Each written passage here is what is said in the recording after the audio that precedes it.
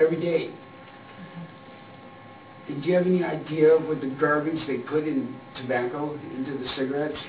I didn't until my wife started researching and started hanging to me with pictures of lungs. And it finally sunk in.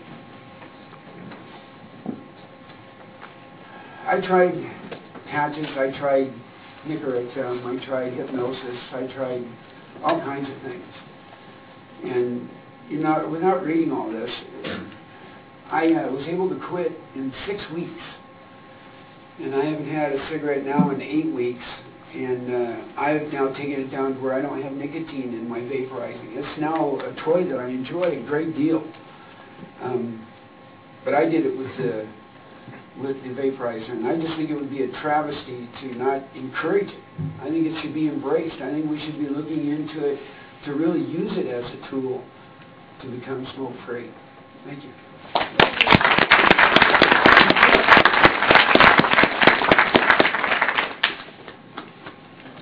My name is Chuck Powers.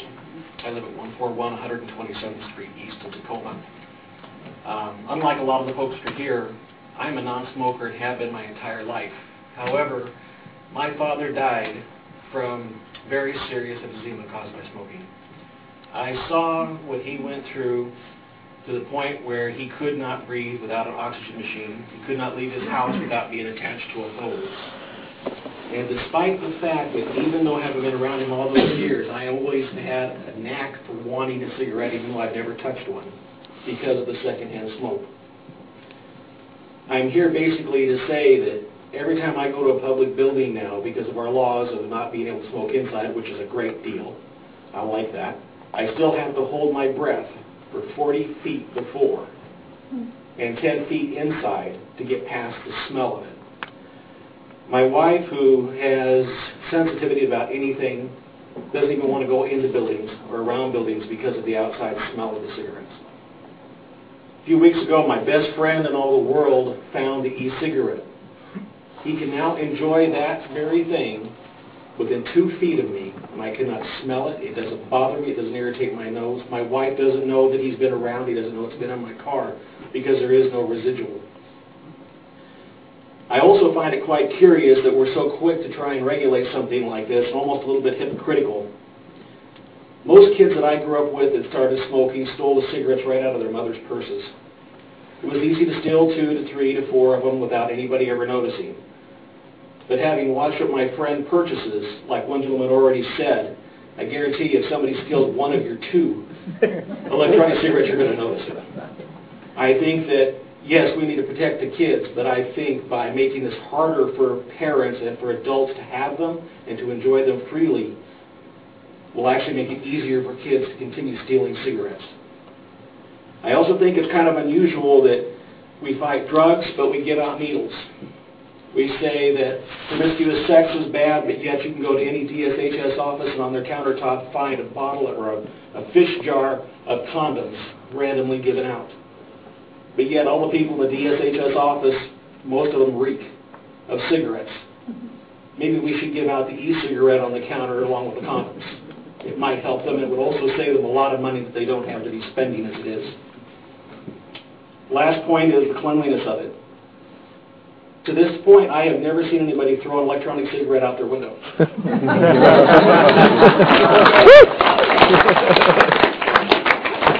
But yet I always find piles and piles of them around every intersection, on every off-ramp, on every place.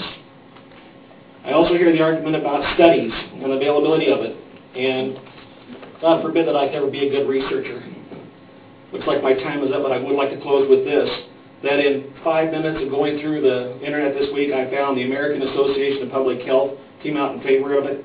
The World Health Organization has stated that it is safe. And the Boston University School of Public Health in 2010 concluded that electric cigarettes were safer than the real cigarette. Yep. Thank you. Yep.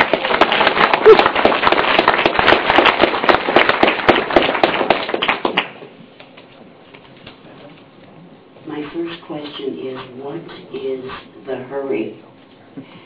As so many of the people here today have pointed out, you not only don't have the facts at your disposal, are you really trying to spare the public secondhand smoke, or are you pushing ahead with governmental controls that are taking our freedoms away from us for everything from terrorist threats to so many things that it's obvious cigarettes, vaporized cigarettes, have not only no health problems for others, and until that's proven, certainly less than any cigarette. Also, it seems to me like you're trying to stop us from smoking, period. You're trying to take away that choice. You put tax upon tax upon tax upon tax, so that it's been almost impossible for anyone to have their right to smoke or not. I agree with smoking in public as far as nicotine spreading, secondhand smoke. That's very important. There is no smoke. There is no smoke coming from those vaporized cigarettes. Some of the things that haven't even been mentioned. You don't smell anymore. Your clothes don't smell anymore. Other people don't smell anymore. I mean, we've had enough aroma in Tacoma that we don't need real cigarettes. Something that gives you no fragrance. The last gentleman here said that his wife, who's been so very concerned, isn't even aware that his friend is there smoking. When I went into the Vaporium the first time, there were 3 other people there. As I was waiting my turn, I noticed them all puffing on their e-cigarettes. Not a whit, nary a whit of smell in the room, in a small, tight room with no ventilation. It was a pleasure to be there. I've never gone for a pause before, but you tax cigarettes so much that it's become a tremendous burden. Now something's been found that obviously is a tremendous improvement. Please, before you make any more regulations, let the public know the truth and have their say. Thank you.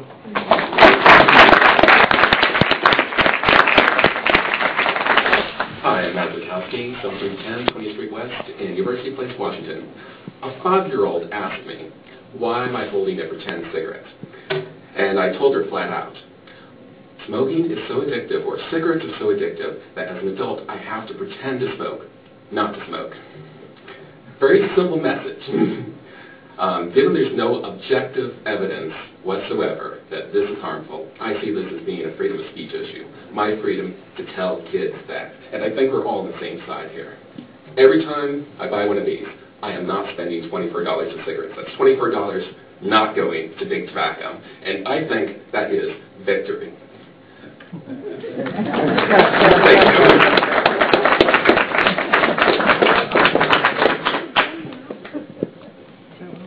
Two more commentators that signed up toward the end, Renee Shipley and Kelsey both. Ma'am, do I see you? Go ahead and queue up. And with that, with these speakers, it'll be the end of the public comment period. As I mentioned at the start, some of the panel members are willing to stay and chat with members of the community about the regulations. Thank you. Hi, I'm Renee, and I live at 8114 24th Avenue East, Tacoma, 9404. I don't talk in front of people, so this is, but